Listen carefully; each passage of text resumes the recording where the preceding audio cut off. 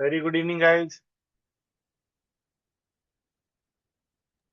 Good evening sir. Evening sir. Okay, चलो start करें directly. Krishna का है।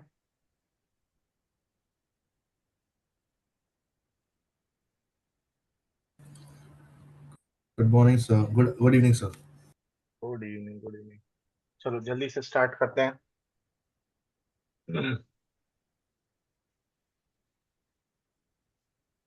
ओके, तो कल की क्लास में हमने डिस्कशन किया था गुडविल क्या होता है, और फिर हमने देखा कि हमने फर्स्ट मेथड, ये there are different methods. Average profit method है, सुपर प्रॉफिट मेथड है, कैपिटलाइजेशन मेथड है, और we have started with average profit method.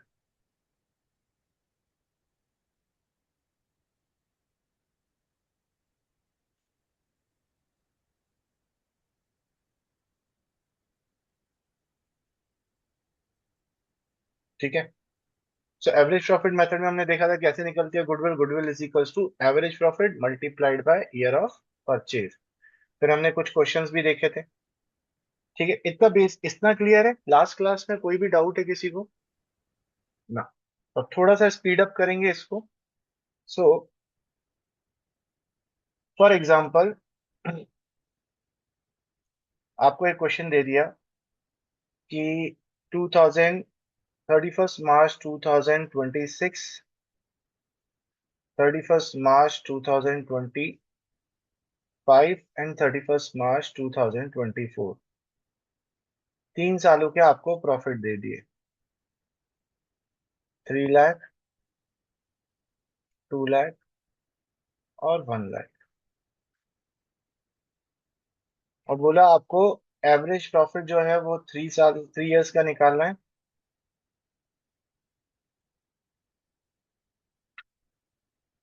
And year of purchase will be 2 years. ठीक, ऐसा हमको कुछ मोटा मोटा केस दे दिया। लेकिन इसके साथ ही हमको कुछ एक एक्स्ट्रा इंफॉर्मेशन दे दी। उन्होंने क्या बोला कि हमारा जो 2025 था, उसमें there was a loss due to fire in godown, rupees, let's assume 30,000। ठीक है, ये दे दिया। और बोल दिया हमको इंटरेस्ट ऑन इन्वेस्टमेंट, ये थर्ड ईयर में, फर्स्ट ईयर में दिया है। Interest on investment rupees 15,000 received. मतलब अब आपको कुछ एक्स्ट्रा इंफॉर्मेशन भी दे दी है।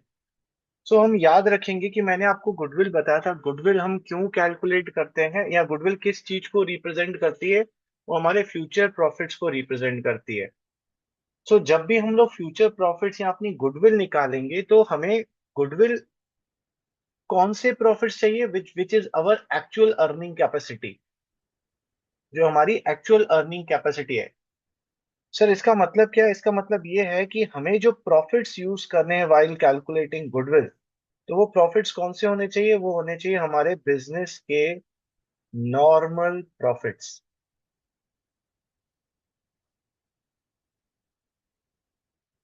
अब क्वेश्चन आएगा, sir what do you mean by this normal profit? Normal profit मतलब वो प्रॉफिट जो हम नॉर्मली अर्न करते हैं, विच इज अवर एक्चुअल कैपेसिटी। ठीक है, जैसे अब मैं आपको इसको एग्जांपल में समझाऊं। जैसे हमारा ये वाला जो साल है, फर्स्ट 2026, हमारा इसमें प्रॉफिट कितना हुआ है? 3 लाख का हुआ है। और बोल रहा है इस 3 लाख में इंक्लूड है इंटरेस्ट ऑन इन्वेस्टमेंट, रुपीज 15,000। अब मुझे बताइए, क्या इन्वेस्टमेंट करना हमारा बिजनेस का पार्ट होता है? नहीं नहीं होता सर। है। ठीक है। So that is not a normal business activity. Investment करना, वो तो हमारे पास एक्स्ट्रा फंड था तो हमने कर दिया इन्वेस्ट। तो वो हमारी नॉर्मल एक्टिविटी नहीं है। तो उस पे जो इंटरेस्ट मिलेगा, क्या वो भी हमारी नॉर्मल एक्टिविटी है? नहीं। क्या ये 15,000 का जो प्रॉफिट है वो हमारे बिजनेस का प्रॉफिट को रिप्रेजेंट कर रहा है? नहीं कर रहा है, नहीं, बिजनेस के प्रॉफिट को रिप्रेजेंट नहीं कर रहा है, क्योंकि बिजनेस का प्रॉफिट का मतलब क्या होता है, जो मेरा बिजनेस है उससे मैं जो प्रॉफिट अर्न कर रहा हूँ। इंटरेस्ट ऑन इन्वेस्टमेंट बिजनेस से नहीं आ रहा है, ये तो मेरे पास कुछ एक्स्ट्रा फंड्स था जिसको मैंने कहीं इन्वेस्ट कर दिया तो मुझे मिल गया। ठीक है। और दूसरी बात, ये हमारा जो है रेगुलर भी नहीं, जरूरी नहीं है हर साल आपको ये मिले। जिस साल इन्वेस्टमेंट करोगे उस साल मिलेगा, कम इन्वेस्टमेंट करोगे तो कम मिलेगा, ज्यादा इन्वेस्टमेंट करोगे तो ज्यादा मिलेगा, वगैरह वगैरह। सो ये कौन सा आइटम है, this is an abnormal item, it is not a normal item. Abnormal item का मतलब क्या होता है, एबनॉर्मल आइटम्स, तो आप दो तरीके से पहचान सकते हो कि ये एबनॉर्मल आइटम है। पहला, not related to normal business activity.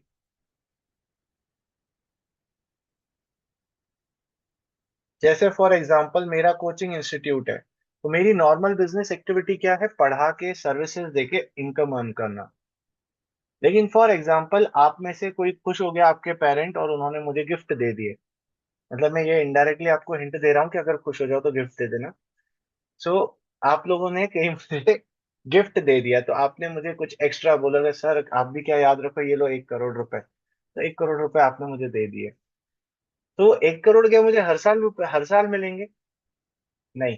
क्या वो मेरी बिजनेस एक्टिविटी से रिलेटेड है, नॉर्मल बिजनेस एक्टिविटी से रिलेटेड है? ना, तो it is a abnormal item. तो एबनॉर्मल आइटम क्या होता है, which is not related to normal business activity, या फिर दूसरी कंडीशन क्या है, it is not regular in nature.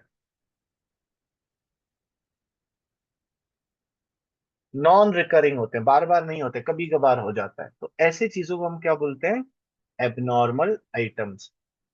तो हमें क्या करना पड़ता है, जब हम गुडविल का कैलकुलेशन करते हैं तो हमें जो प्रॉफिट, जो हम एवरेज प्रॉफिट निकालते हैं, उसके लिए जो हमें नेट प्रॉफिट चाहिए रहता है, वो नेट प्रॉफिट हमें कौन सा चाहिए रहता है, वो प्रॉफिट जो नॉर्मल कंडीशन में हमने अर्न किया हो। सो हमें क्या करना पड़ता है, जो भी नेट प्रॉफिट दिया हुआ है उसमें हमें कुछ एडजस्टमेंट करके उसे कन्वर्ट करना पड़ता है नॉर्मल बिजनेस के नॉर्मल प्रॉफिट में। तो ये बिजनेस नॉर्मल प्रॉफिट निकलता कैसे है, बिजनेस नॉर्मल प्रॉफिट। तो आप क्या करोगे, आपके पास जो नेट प्रॉफिट है वो आप ले लोगे, और आप क्या कर दोगे, इनमें जो एबनॉर्मल चीजें इन्वॉल्व है उनको रिवर्स कर दीजिए, रिवर्स कर दीजिए। जैसे कोई एबनॉर्मल इनकम है, जैसे फर्स्ट वाले में इंटरेस्ट ऑन इन्वेस्टमेंट, तो ये क्या हुआ होगा, पहले प्लस हुआ होगा कि माइनस हुआ होगा प्रॉफिट में? Sir minus. ये हाँ, प्लस हुआ होगा। प्लस प्लस हुआ। हुआ। इनकम है ना, इंटरेस्ट ऑन इन्वेस्टमेंट अपनी इनकम है, तो ये हमारा ये जो 3 लाख का प्रॉफिट है, इसे कैलकुलेट करने में इसको हमने प्लस किया होगा। पर ये एबनॉर्मल है, तो इसका इफेक्ट हटाने के लिए अब मुझे क्या करना पड़ेगा, इसको रिवर्स करना पड़ेगा, माइनस करना पड़ेगा। तो मैं कर दूंगा minus abnormal incomes, abnormal incomes या फिर गेन्स। और ऐसे ही मैं प्लस कर दूंगा एबनॉर्मल एक्सपेंसेस या फिर लॉसेस, क्योंकि वो पहले नेट प्रॉफिट से माइनस हो चुका होगा।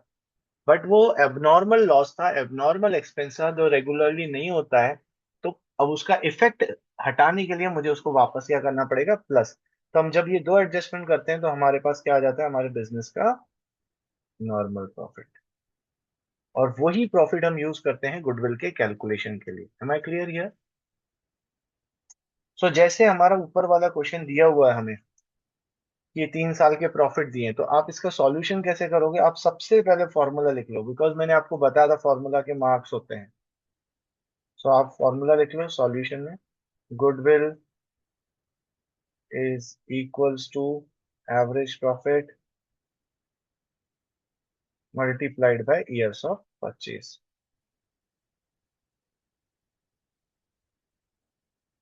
ये आपने लिख लिया। अब आप एवरेज प्रॉफिट निकालोगे, तो आप क्या करोगे, यहाँ पर एक टेबल बना लो, ईयर लिख लो, इधर आप लिख लो अपने नेट प्रॉफिट्स, फिर आप यहाँ लिख लीजिए एडजस्टमेंट्स, और फिर आ जाएगा आपका बिजनेस का नॉर्मल प्रॉफिट। जैसे हमें प्रॉफिट ईयर दिए हुए हैं 2026, 2025 एंड 2024। प्रॉफिट दिया हुआ है 3 लाख, 2 लाख और 1 लाख।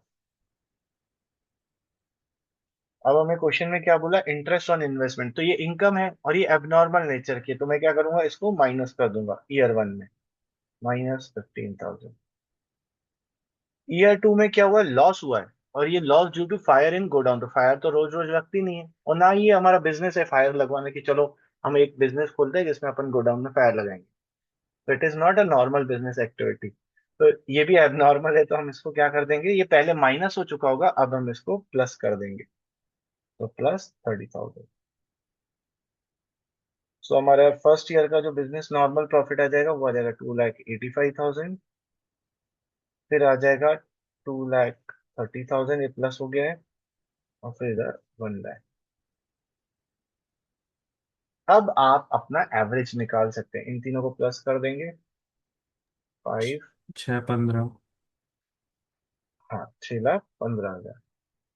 ये आ गया टोटल, इसको डिवाइड बाय कर देंगे 3 से, टू तो लैख कितना फाइव आएगा, थ्री थाउजेंड 2,05,000।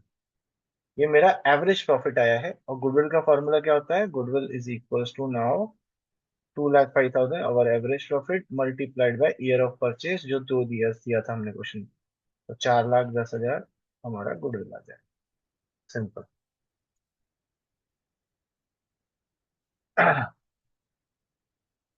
ठीक है, क्लियर है। So whenever we are calculating goodwill, तो हमें कौन से प्रॉफिट्स लेने हैं, बिजनेस के नॉर्मल प्रॉफिट्स को कंसिडर करना है। अब इतना समझ में आ गया। अब अगर वाइवा के टाइम पर आपके पास एक्सटर्नल आया और आपको एक्सटर्नल बोले कि ये एडजस्टमेंट हम क्यों करते हैं, why we are considering business normal profit and not the net profit, what is the reason behind that, तो आप क्या आंसर दोगे। So because these profit do not occur in every year, they occur once in a very few times, and they are sometimes they are not related to the business. And for example, interest on investment, we will not do every time investment in every year. ठीक है, और कोई किसी के दिमाग में और कोई कुछ We आ रहा are है। trying, we are calculating goodwill, which would be created from the business or whatever service we are provided. The goodwill will be calculated on the basis of that, not the external earnings that we are having or done. ठीक है, और कोई, दोनों sir perfect answer. क्योंकि may be क्योंकि हम लोगों को एवरेज सेम रखना है हाँ, प्रॉफिट। एवरेज सेम नहीं रखना। तो जो दोनों ने रीजन दिया, कृष्णा ने दिया और सौरिश ने दिया, वो करेक्ट है। वो लॉन्ग आंसर है बट करेक्ट आंसर है, आप सिंपल बोल सर, सकते हो सर। हाँ बोलो, यस मैम ऐसा नहीं प्लीज। कह सकते कि हम गुडविल सेल्स पे निकालते हैं, क्योंकि जितना सेल हमारे बिजनेस ने किया उतना ही हमारा प्रॉफिट हुआ होगा, प्लस ना, उसमें जितना ऐड होता ना, तो आप क्या बोलोगे कि sir goodwill represent the earning capacity of the business, not the actual, not net profit. वो हमारी कैपेसिटी को कैलकुलेट करता है कि मेरी एक्चुअली बिजनेस की मेरी कैपेसिटी क्या है। तो इसलिए वो चीजें जो कभी कभी होती हैं, उन चीजों, दैट इज जो जो एबनॉर्मल आइटम्स होते हैं, हम उसको रिवर्स कर सकते हैं। तो जो कृष्णा का आंसर था और सौरिश का आंसर था, both were perfect answer. But अगर शॉर्ट में समझाना हो तो आप बोल सकते हो sir, goodwill represent the actual earning capacity of the business, and those things which does not refer does not represent business profits, हम उसको रिवर्स कर देते हैं। ठीक है, ग्रेट, आगे बढ़ते हैं। एक क्वेश्चन करते हैं, मैं थोड़ा सा जल्दबाजी में हूँ आज, पता नहीं क्यों, बट ठीक है, एक होल्ड करके एक क्वेश्चन सॉल्व करते हैं। आपके पास अगर टीएसबी है, जैसे क्वेश्चन करते हैं, देखिए आपके पास यहाँ दिख रहा होगा, question number 5, Divya purchase.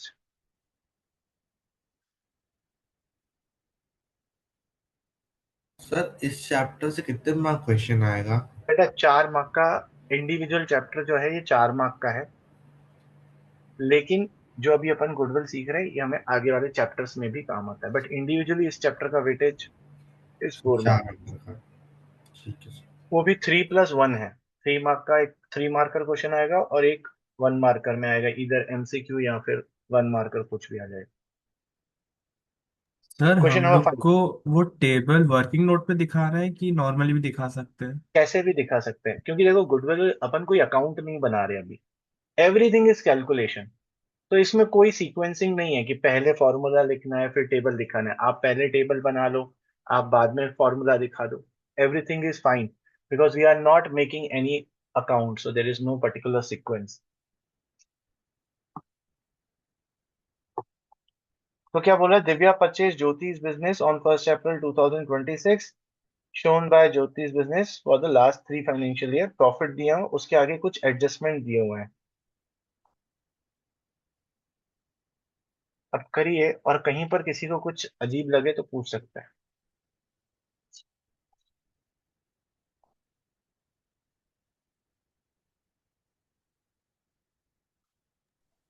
Sir जो वो एडजस्टमेंट करते हैं जिससे हम न्यू अमाउंट्स निकालते हैं, जो हम प्लस करते हैं, वो उसका भी कैलकुलेशन हमें वर्किंग मार्क्स से दिखाना पड़ेगा, उसके मार्क्स से। हाँ, कैलकुलेशंस आपको, मतलब ये प्रॉफिट कैसे आया है ये आपको शो करना पड़ेगा। अब वो नहीं, कैसे जो शो नए करना है। अमाउंट्स आए हैं जो लाइक 25,000 का, वो जो भी हाँ हम प्लस हाँ माइनस करेंगे हाँ वो दिखाना होगा। हाँ, वो तो टेबल में तुम एंड में दिखा ही रहे हो ना, प्लस माइनस करके, दैट्स इट।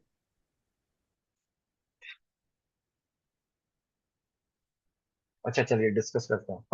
फर्स्ट ईयर में क्या बोल रहा है, 1 लाख का प्रॉफिट था, including profit on sale of machine. इन्होंने सीधा सीधा लिख ही दिया ये एबनॉर्मल गेन है। ठीक है, तो ये प्लस करेंगे कि माइनस करेंगे? माइनस। ये माइनस करेंगे। सेकंड वाले में बोल रहा है after charging loss of stock by fire. ये प्लस करेंगे कि माइनस करेंगे? प्लस। प्लस करेंगे। थर्ड में बोल रहा है excluding 12,500 as insurance premium on firm's property now to be insured. इसको क्या करेंगे? कुछ नहीं कुछ नहीं करेंगे। क्यों नहीं करेंगे लावण्य? सर, क्योंकि वो तो ऑलरेडी एक्सक्लूडेड है। हाँ सर, वो तो ऑलरेडी एक्सक्लूडेड है। किसी के दिमाग में कुछ और आ रहा है क्या? तो जो गलती आपने करी वो गलती सब करते हैं, लावण्य। तो बोला कि सर देखिए, आप बोल रहे हो कि एबनॉर्मल चीजों को हटाना है, तो ये तो ऑलरेडी हटा हुआ है, तो हम उसको दोबारा क्यों करेंगे? बट बच्चे ध्यान दो, कौन सा एक्सपेंस बोला है? इंश्योरेंस प्रीमियम, ये अब नोबल नहीं है। इंश्योरेंस प्रीमियम एबनॉर्मल नहीं होता, ये हम रेगुलरली हर ईयर पे करते हैं। इंश्योरेंस करवाना अपनी प्रॉपर्टी का या गुड्स का, किसी का भी, it is a normal business expense. तो this is not a abnormal expense. Abnormal expenses को रिवर्स करा जाता है, नॉर्मल एक्सपेंसेस को तो जो होना चाहिए वो करेंगे। सो सर इसको नॉर्मल एक्सपेंस, नॉर्मल ऐड कर एक्सपेंस देंगे। नॉर्मली माइनस होता है कि प्लस होता है? माइनस।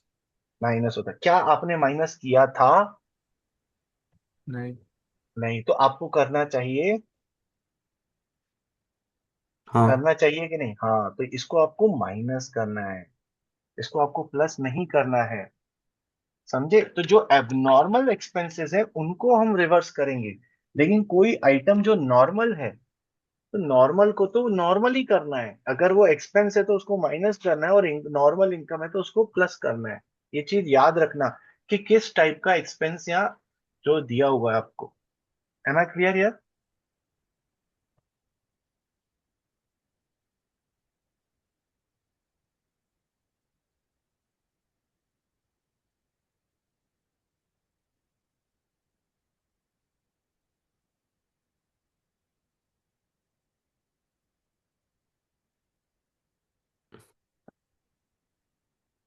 अब मुझे गुडविल का वैल्यू निकाल कर बताइएगा। 2,25,000। 2,25,000। बाकी किसी और का भी अगर आ गया तो सर 225। 225। ठीक है, तो आपने क्या किया होगा, 1 लाख था, इसमें से 12,500 माइनस कर दिया, तो it will be 87,500। Second year में 1,25,000 था, इसमें 25,000 प्लस करा होगा, तो इट विल बी 1,50,000। और लास्ट ईयर में 12,500 माइनस करना है, तो ये 1 लाख हो जाए। सो अब टोटल करोगे इनका, तो कितना आ रहा है, 2,50,337,500, है ना? हम्म। इसको आपने डिवाइड कर, ये आपका आ गया टोटल प्रॉफिट, इसको डिवाइड बाय 3 करोगे तो एवरेज प्रॉफिट आ जाएगा। कितना आ जाएगा? 1,11,200 और 2,500। ठीक है, 1,12,500, ये एवरेज आया। और ईयर ऑफ परचेज कितना दिया है? 2 years परचेज। into इसको 2. मल्टीप्लाई कर देंगे 2, तो 2,25,000 मेरा गुडविल का वैल्यू है। Am I clear? Yes, sir.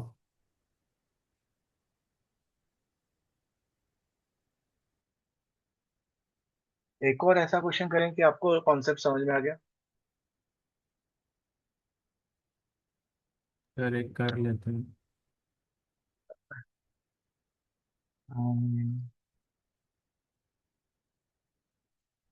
या चलो मैं एक कॉन्सेप्ट बताता हूँ, फिर उस कॉन्सेप्ट के साथ जोड़कर एक क्वेश्चन करवा दूँ। ठीक है, और अगर नहीं ऐसा लगा तो वापस आ जाएंगे। तो मुझे लग रहा है इस पे फालतू का टाइम नहीं देना चाहिए। You got the concept? Okay. So हम लोग कौन सा मेथड कर रहे हैं? We are doing average profit method.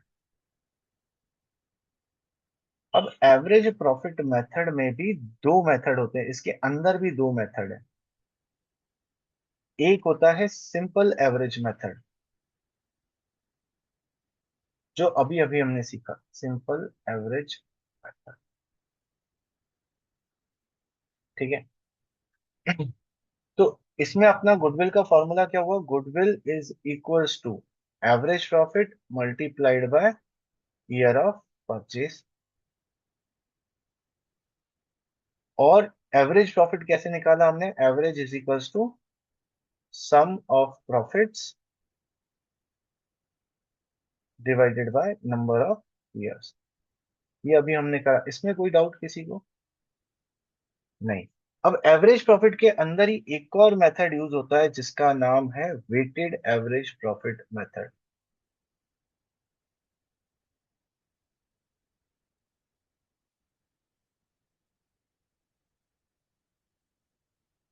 Weighted average profit method. ठीक है। अब सर ये वेटेड एवरेज प्रॉफिट मेथड क्या रहता है? इसको मैं आपको एक एग्जांपल से समझाता हूँ। फॉर एग्जांपल, आपका 2023, 24, 25 3 साल के आपको प्रॉफिट मैंने बताया। पहले साल हुआ था 1 लाख का प्रॉफिट, दूसरे साल हुआ 1,20,000 का प्रॉफिट, तीसरे साल हुआ 1,80,000 का प्रॉफिट। आप बता सकते हैं कि 2026 में मुझे कितना प्रॉफिट होने के चांसेस है?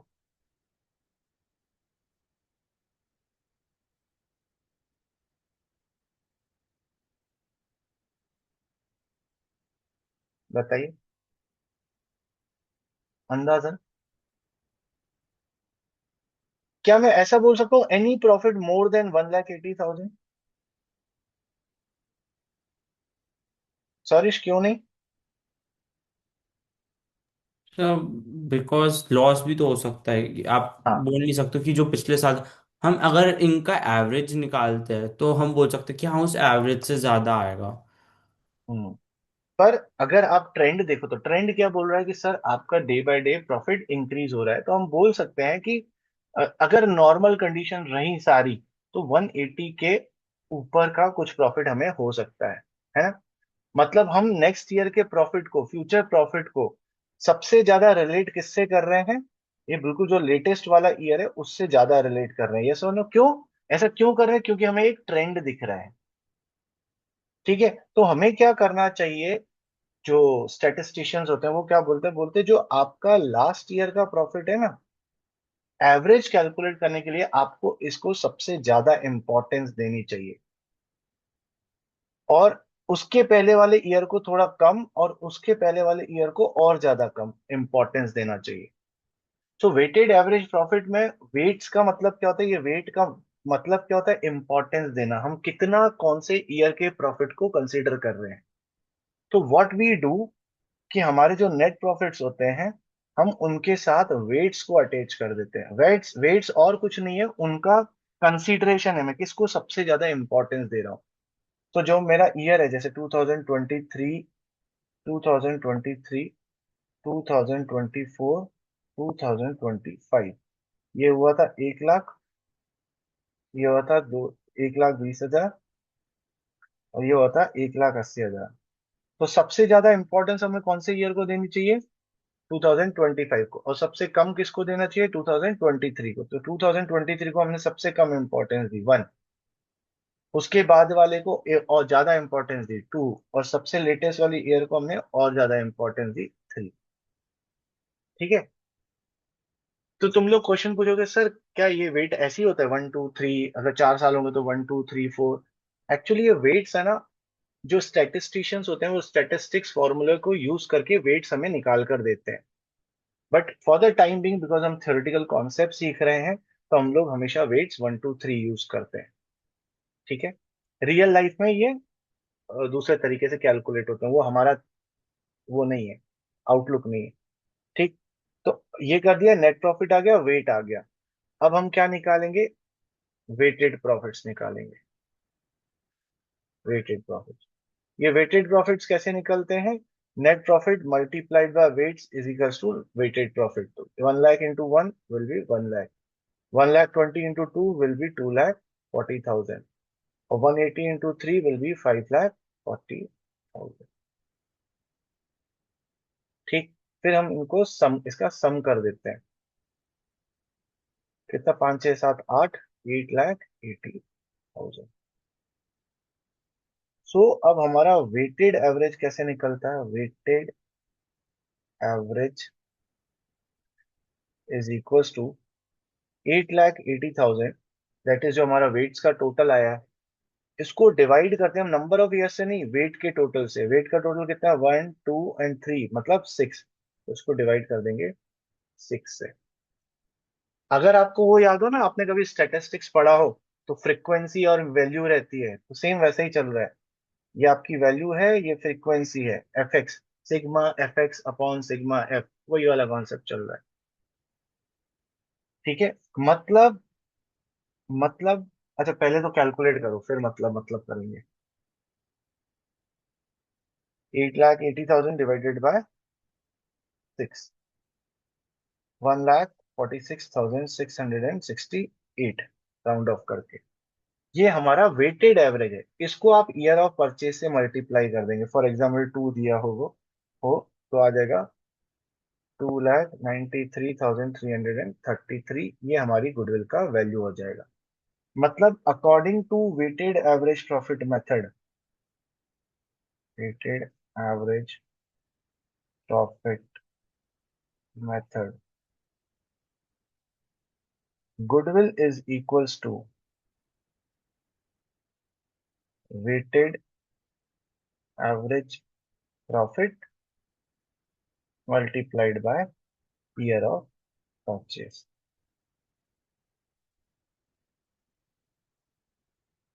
और ये हमारा वेटेड एवरेज प्रॉफिट कैसे निकलता है? वैप is equals to product total. Product total क्या है? ये जो हमारा वेटेड प्रॉफिट्स है उनका टोटल, इसको हम बोलते हैं product total, divided by sum of weights.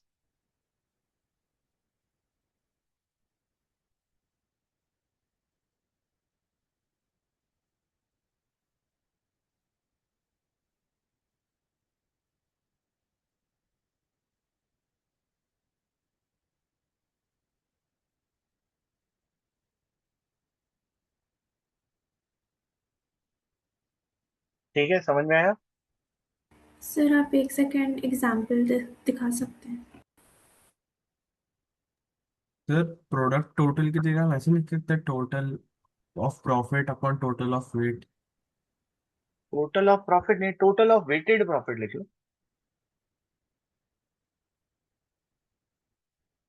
क्योंकि total of profit represents normal net profit, पर हमें उससे वेट वेट के साथ मल्टीप्लाई करना है।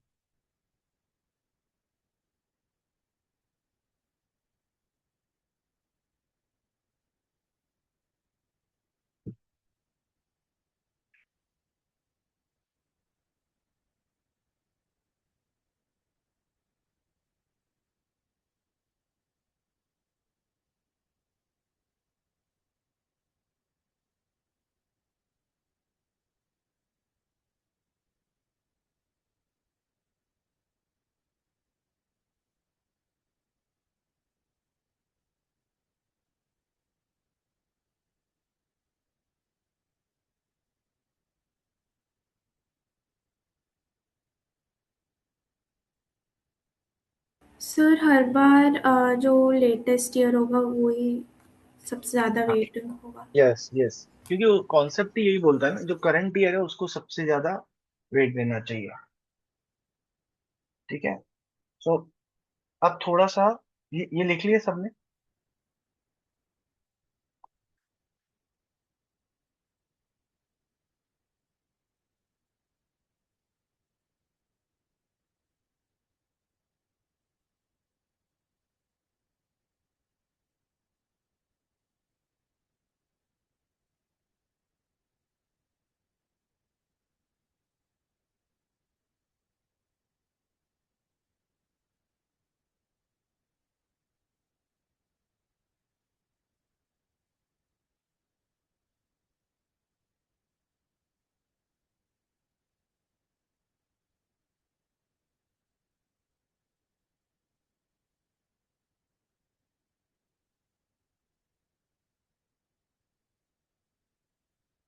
ठीक। अब थोड़ा सा थियोरेटिकल कॉन्सेप्ट यहाँ पर याद रखेंगे। वो क्या कॉन्सेप्ट याद रखना है? When to use weighted average.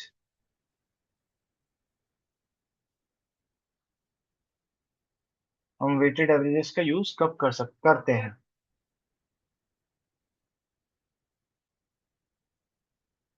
तो कब यूज करते हैं हम लोग? Whenever there is a trend, either increasing और डिक्रीजिंग। कैसा भी आपको अगर ट्रेंड दिख रहा हो तो हम वेटेड एवरेज का यूज करते हैं। प्रॉफिट बढ़ रहे हो या प्रॉफिट कम हो रहे हो, तो हम वेट्स का यूज करते हैं। तो ऐसा नहीं कि जो सबसे ज्यादा प्रॉफिट होता है उसको सबसे ज्यादा वेट देना है ना, जो सबसे लेटेस्ट ईयर है उसको सबसे ज्यादा वेट देना है। तो ये जो मैंने आपको बताया ना, it is just a theoretical concept. सिर्फ थियोरेटिकल कॉन्सेप्ट है। ऐसा नहीं करना है आपको कि एग्जाम में क्वेश्चन आया और आपको दिख रहा है कि यार इंक्रीजिंग ट्रेंड है तो चलो वेटेड एवरेज प्रॉफिट निकालेंगे ना। जब तक आपको क्वेश्चन में बोला नहीं गया है, you will always use simple average. Weighted average का यूज आप कब करेंगे? जब आपको क्वेश्चन में स्पेसिफिकली दिया हुआ हो। बट थ्योरेटिकली आप याद रखेंगे, कभी एमसीक्यू में आ गया या वन मार्कर में आ गया कि when to use weighted average profit, तो हम बोलेंगे whenever there is a trend, either increasing trend हो या फिर डिक्रीजिंग ट्रेंड हो, कैसा भी ट्रेंड हो हम तब वेटेड एवरेज को यूज करते हैं। Am I clear? यहाँ लिख भी देता हूँ आप लोगों के लिए। Theoretical concept only.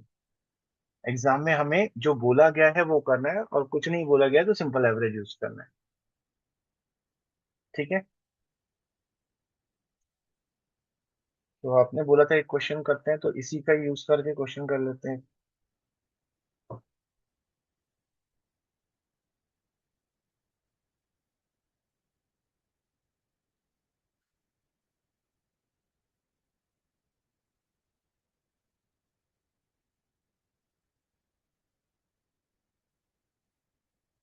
चलिए पहले एक इजी क्वेश्चन कर लेते हैं। क्वेश्चन नंबर 9 फटाफट मुझे करके बता दीजिए।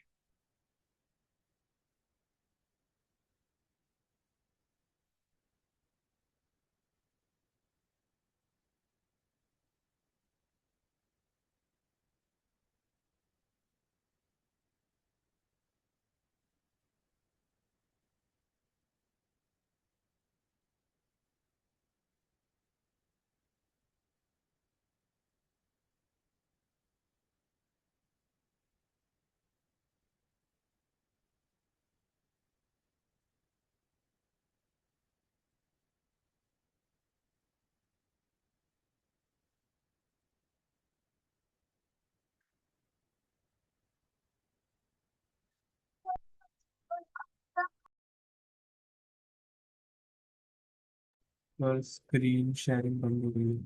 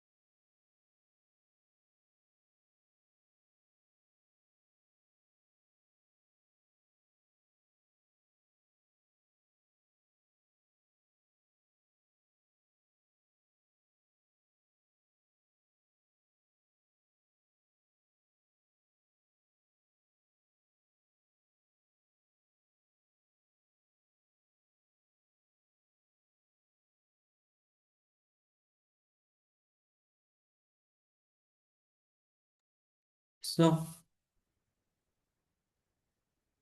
अगर इधर लिखा नहीं होता कि वेटेड एवरेज मेथड यूज करना है तो हम नॉर्मल यूज करते हैं ना, यस। यस। बिकॉज क्योंकि इधर एक ट्रेंड भी नहीं दिख रहा है हमें क्योंकि हाँ। फ्लक्चुएटिंग है। हाँ।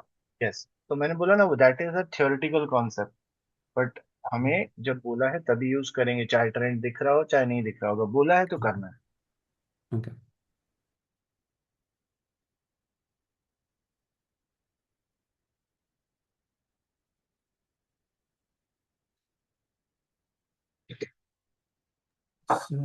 69,600। 69,600, देखें किसी और का भी आया तो। Sir same. सेम आया। Sir same. सेम आया बट टोटल 2,08,800 आया है। सेम आया है तो अलग कैसे आ गया? सर 3 साल का मल्टीप्लाई करेंगे ना। हाँ ये, एक मिनट रुको, एक मिनट।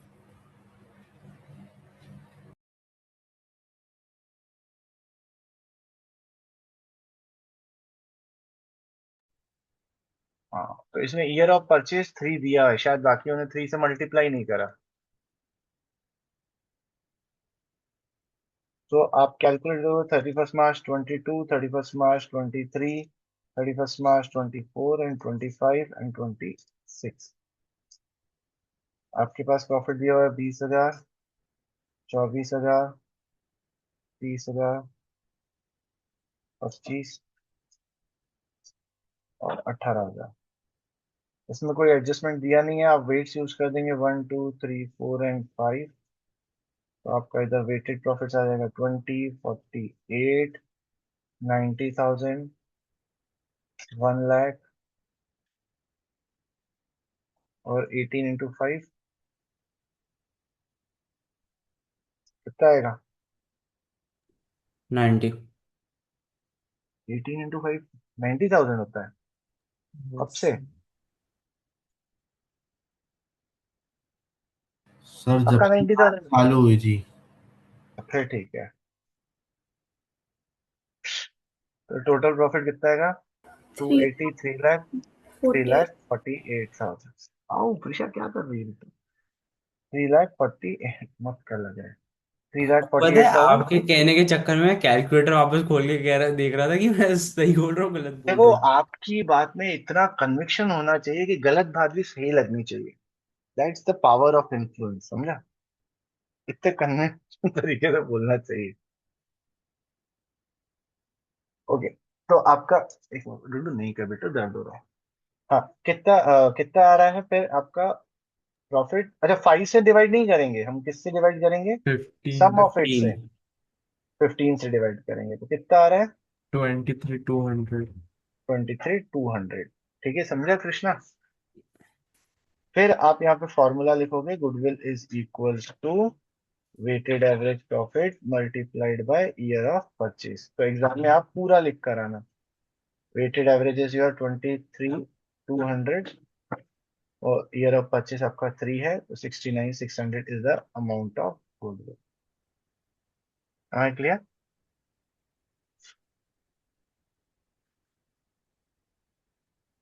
क्लियर है? ओके।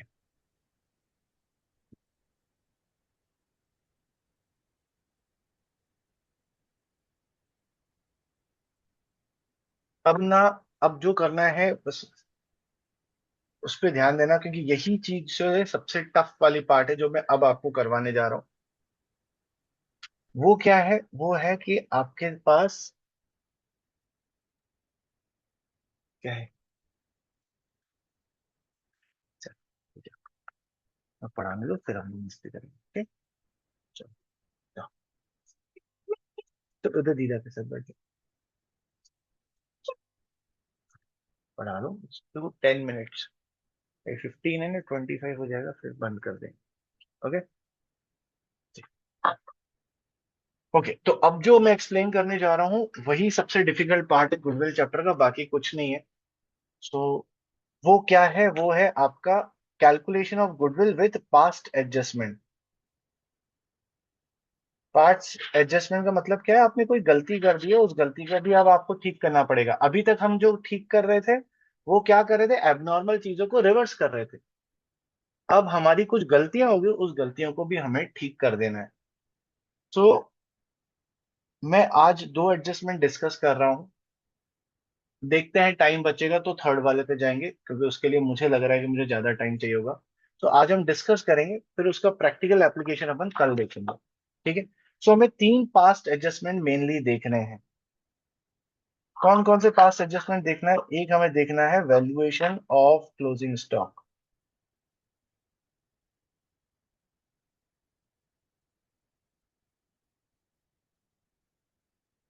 ठीक है। दूसरा एडजस्टमेंट हमें देखना है, जो हमें डिफिकल्टी देगा, वो है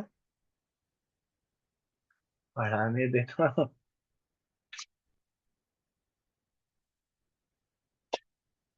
तो अभी जाओ।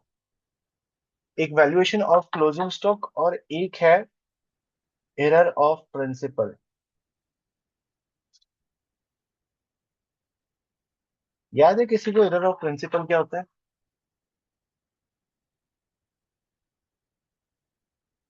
सर हमें लगा जैसे हमने प्रूडेंस प्रिंसिपल मिस्टेक कर दी या फिर ना ना, ना ना।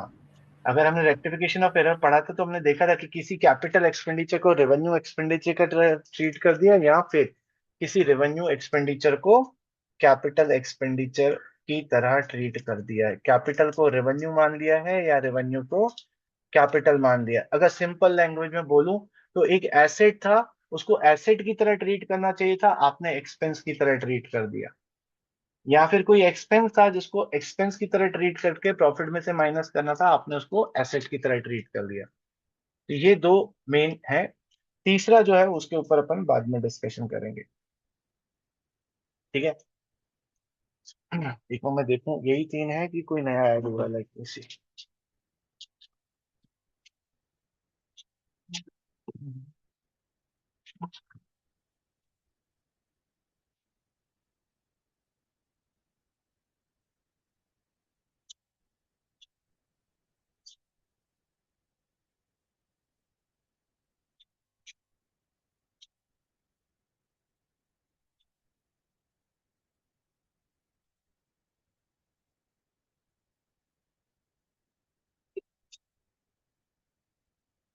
ये है क्लोजिंग स्टॉक आ जाएगी, और एक है अपना कैपिटल एक्सपेंडिचर। हाँ। और तीसरा मैनेजमेंट कॉस्ट है। तो जो डिफिकल्ट वाला पार्ट है, जो मैं डर रहा था, वो नहीं है। तीसरा जो है मैनेजमेंट कॉस्ट।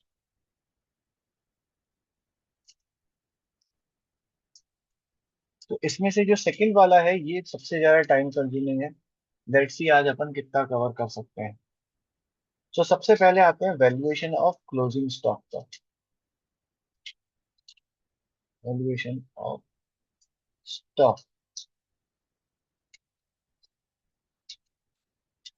तो अगर हमारे पास स्टॉक दो तरीके के होते हैं, कौन से स्टॉक होते हैं? Opening opening. क्लोजिंग। तो एक अपने पास ओपनिंग स्टॉक होता है, और एक अपने पास क्लोजिंग स्टॉक होता है। अगर आपने अपने ओपनिंग या क्लोजिंग स्टॉक को चेंज लिख दिया है, ज्यादा लिख दिया है या फिर कम लिख दिया है, उसका भी इफेक्ट आपके प्रॉफिट पर होता है। सो क्या इफेक्ट होता है? क्लोजिंग स्टॉक का प्रॉफिट के साथ कैसा रिलेशन होता है? डायरेक्ट रिलेशन होता है। सो closing stock and profit has a direct relation. Direct relation का मतलब क्या है? अगर आपका क्लोजिंग स्टॉक ज्यादा है तो आपका प्रॉफिट भी ज्यादा होगा डेफिनेटली। और अगर आपका क्लोजिंग स्टॉक अगर कम है तो आपका प्रॉफिट भी जो है वो कम होगा। ठीक। और हमारा जो ओपनिंग स्टॉक है, ओपनिंग स्टॉक का और प्रॉफिट का कैसा रिलेशन होता है? इनवर्स रिलेशन होता है।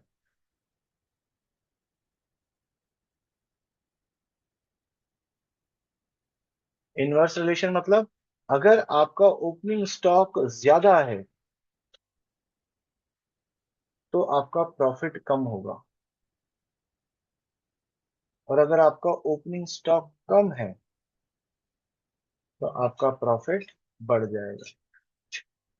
तो क्लोजिंग स्टॉक का कैसा रिलेशन होता है? डायरेक्ट रिलेशन होता है। और ओपनिंग स्टॉक का कैसा रिलेशन होता है? इनवर्स रिलेशन होता है, उल्टा रिलेशन होता है। ठीक है।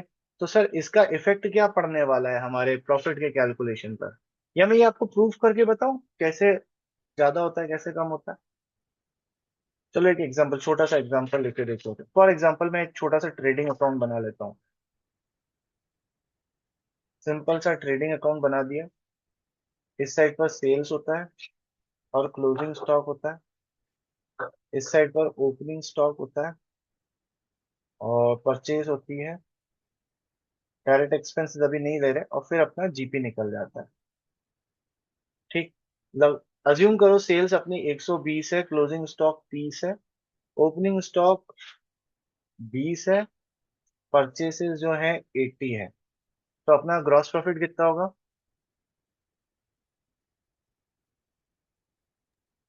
50। 50 होगा, है ना? नाउ लेट्स अज्यूम आपने अपने क्लोजिंग स्टॉक को बढ़ा दिया। आपने अपने क्लोजिंग स्टॉक को 30 की जगह क्या कर दिया? 50 कर दिया। अब आप अपना क्लोजिंग स्टॉक कैलकुलेट करके देखिए। 120, 1 लाख। 70। 50, 170। 170 में से 20 और 80, 1 लाख माइनस करेंगे तो आपका जीपी कितना हो जाएगा? 70। 70। तो आपने अपना क्लोजिंग स्टॉक बढ़ाया तो आपका ग्रॉस प्रॉफिट भी बढ़ गया। ग्रॉस प्रॉफिट बढ़ जाएगा तो नेट प्रॉफिट भी बढ़ जाएगा। So closing stock and profit shares direct relationship with each other. If higher the closing stock, higher the profit. Lower the closing stock, lower the profit. Am I clear here? ठीक है। और opening stock इसको कम करके देखेंगे तो फिर वही हो जाएगा। और ओपनिंग स्टॉक को देखते हैं चलो। तो अभी इस 50 और 70 को हटा देते हैं। Normal condition. आप अपने ओपनिंग स्टॉक को बढ़ा दीजिए। ओपनिंग स्टॉक को 20 की जगह आप कर दीजिए लेट्स अज्यूम 30। अब आप जीपी कैलकुलेट करिए। 120 और 30, 50। 50 में से 110 माइनस करेंगे तो कितना हो जाएगा? 40 आ जाएगा। तो जैसे ही आपने अपना ओपनिंग स्टॉक बढ़ाया, आपका ग्रॉस प्रॉफिट जो है वो कम हो गया। और ऐसे उल्टा करेंगे, ओपनिंग स्टॉक को अगर कम कर देंगे तो आपका ग्रॉस प्रॉफिट जो है वो इंक्रीज हो जाएगा। Am I clear here? ठीक है। तो सर फिर इसका इफेक्ट क्या पड़ेगा? एक हम लोग अपना खुद का क्वेश्चन ड्राफ्ट कर देते हैं, क्योंकि सिर्फ इस एडजस्टमेंट के लिए हमारे पास कोई क्वेश्चन नहीं है। सो लेट्स अज्यूम हमारे पास ईयर दिए हुए हैं। ईयर, ईयर 1, ईयर 2, ईयर 3 दिया हुआ है। यहाँ पर हमें नेट प्रॉफिट्स दिए हुए हैं 80,000, 1,50,000 और 90,000। ठीक है। आपको कुछ एडजस्टमेंट दे दिए। क्या क्या एडजस्टमेंट दे दिए आपको? बोला A, year 3 includes a loss by fire ₹60,000। ठीक है। सेकंड एडजस्टमेंट क्या दे दिया आपको? Closing stock for year 2 was overvalued by ₹20,000। ठीक है। क्वेश्चन क्लियर है? और बोला आपको गुडविल कैलकुलेट करो। ईयर ऑफ परचेज जो दिया है, ईयर ऑफ परचेज इज 3। 2 ले लेता है। नहीं होगा अभी, इसको तोड़ना पड़ेगा। तोड़ के दूं? बाद में करेंगे, ओके।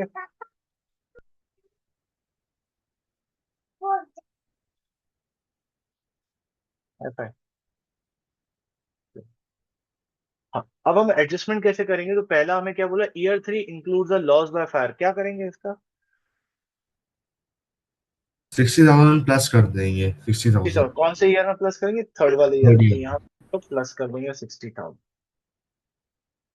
ठीक है। उसके बाद बी में क्या बोल रहा है? देखो बी में बोल रहा है closing stock for the year 2 was over valued. तो हमारा जो ईयर 2 का जो क्लोजिंग स्टॉक था वो ओवर वैल्यूड है, मतलब आपने ज्यादा दिखाया है। तो आपका प्रॉफिट ज्यादा होगा कि कम होगा? सर कम। तो ज्यादा हाँ। दिखा रहा है बट कम होना चाहिए। हाँ ज्यादा होगा। सॉरी, पार। क्योंकि क्लोजिंग स्टॉक और प्रॉफिट का कैसा रिश्ता होता है? डायरेक्ट होता है। तो क्लोजिंग स्टॉक ज्यादा है तो अभी हमारा प्रॉफिट भी ज्यादा दिख रहा होगा, पर मुझे इसको ठीक कर रहे हैं। तो मुझे प्रॉफिट को क्या करना पड़ेगा? प्रॉफिट में प्लस करना पड़ेगा कि माइनस करना पड़ेगा? माइनस। माइनस, क्योंकि राइट नाउ मेरा प्रॉफिट ज्यादा दिख रहा है। मुझे करेक्ट करने के लिए क्या करना पड़ेगा? इस 20,000 को सेकेंड ईयर में से माइनस करना पड़ेगा। Am I clear?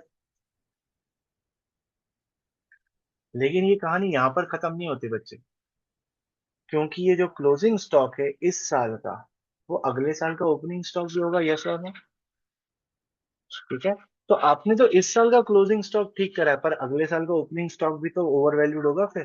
तो आपको ये भी देखना पड़ेगा। सो ईयर टू को तो हमने ठीक कर दिया।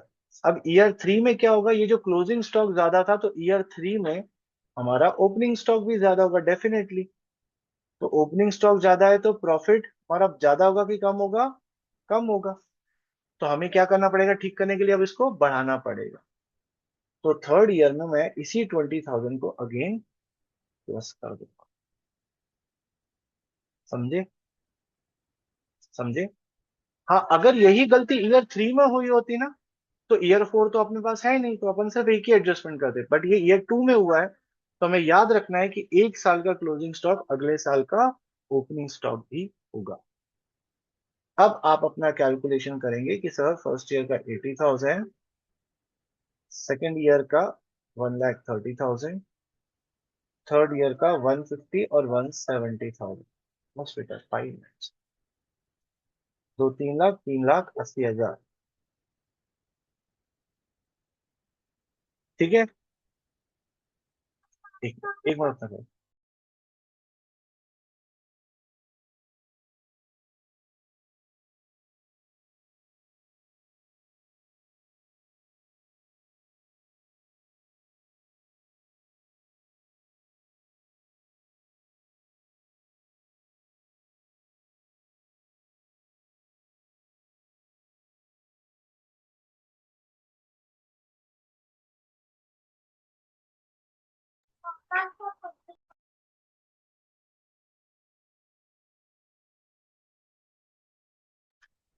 ठीक है। Am I clear? अच्छा, अगर तो इसी, हाँ बोलो, बोलो आप बोलो। वापस एक्सप्लेन कर सकते हो कि हमने 20,000 वापस क्यों माइनस किया थर्ड ईयर से? ओके, सेकेंड ईयर में माइनस किया वो ठीक है। हाँ। अब मैंने बोला सेकेंड ईयर में आपका क्लोजिंग स्टॉक ओवर वैल्यूड था, पर ये जो हम्म। क्लोजिंग स्टॉक इस साल का ईयर टू का है, वो ईयर थ्री का ओपनिंग स्टॉक भी तो होगा।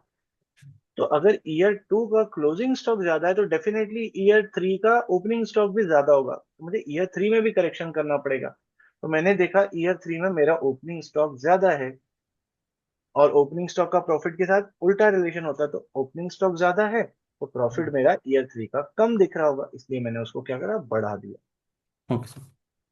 ठीक है। तो 380 फिर डिवाइडेड बाय थ्री करेंगे, उसको ईयर ऑफ परचेज से मल्टीप्लाई करेंगे, अब हमारा गुडविल आ जाएगा। और अगर इसी क्वेश्चन को वो चेंज करके आपको बोल दे कि वेटेड एवरेज प्रॉफिट निकालना है, तो आप ये पूरी स्टेप सेम करेंगे यहां तक। बस इसको वेट से मल्टीप्लाई करेंगे, 1 2 3। मतलब सर अब 80,000 इंटू वन हो जाएगा, 130 इंटू टू हो जाएगा, और 170 इंटू थ्री हो जाएगा, अगर वेटेड बोला है तो। अब बोलो। सर नॉर्मल एवरेज में तो फिर फर्क ही नहीं आएगा हाँ, क्लोजिंग इसमें और नहीं आ ओपनिंग रहा है, का। इसमें नहीं आएगा, क्योंकि वो सेट ऑफ हो गया एक साल का दूसरे हम्म। साल के साथ। बट अगर यही गलती ईयर थ्री में हुई होती तो चेंज आ जाता। हम्म। ठीक है।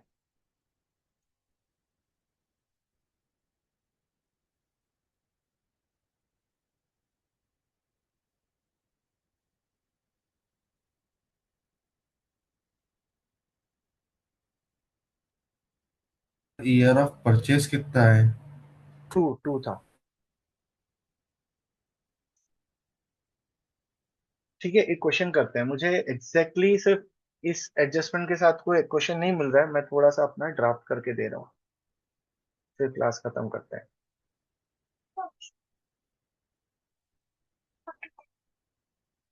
कोई बात। आप क्या खा रही हो? खाखरा? ओके, फटाफट से क्वेश्चन लिखते हैं। तो हमको ईयर दिया हुआ है।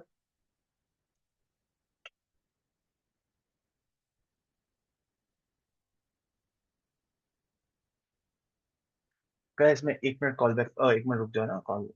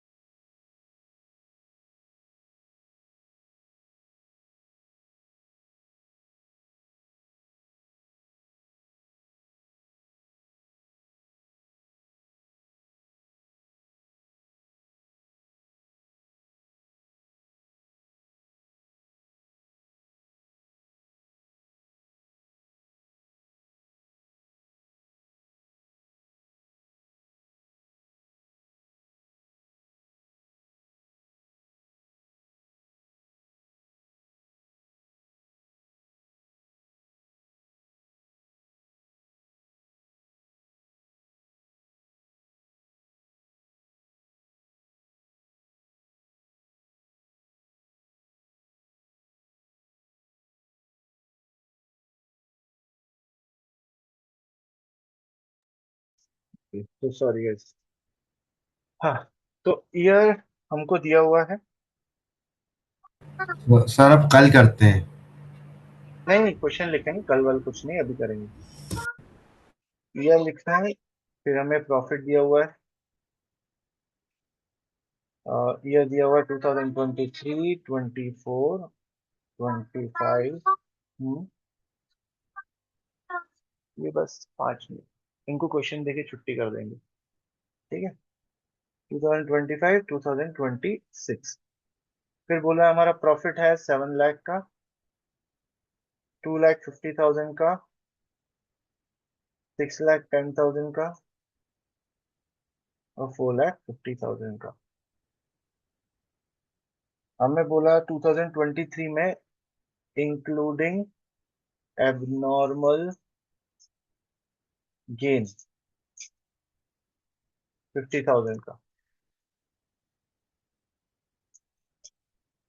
इसमें बोला है इंक्लूडिंग एबनॉर्मल लॉस 65,000। इसके अलावा में कुछ एडजस्टमेंट्स दिए हुए हैं। बोल रहा है closing stock of 2025 and 2026 were overvalued by rupees 30,000 and rupees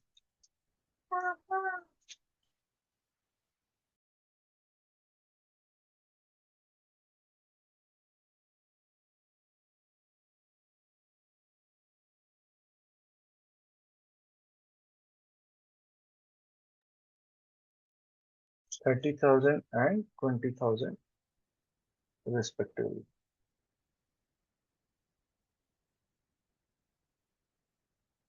year of purchase दिया हुआ है 3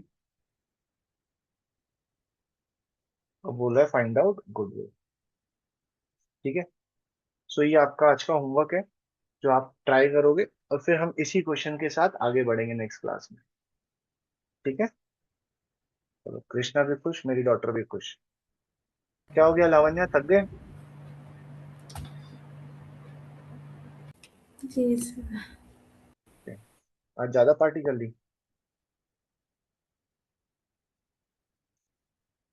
तुम नहीं गई लावण्य की पार्टी पे? ओ लावण्य, अनंतिका की पार्टी पे? नहीं। चलो ठीक। ओके गाइस, आज के लिए इतना ही करते हैं। Have a nice day, bye bye. Sir, हाँ बोल बेटा। आपको मोहित के पापा के बारे में चला, मोहित के पापा के बारे में। एक मिनट होल्ड कर लो, एक मिनट।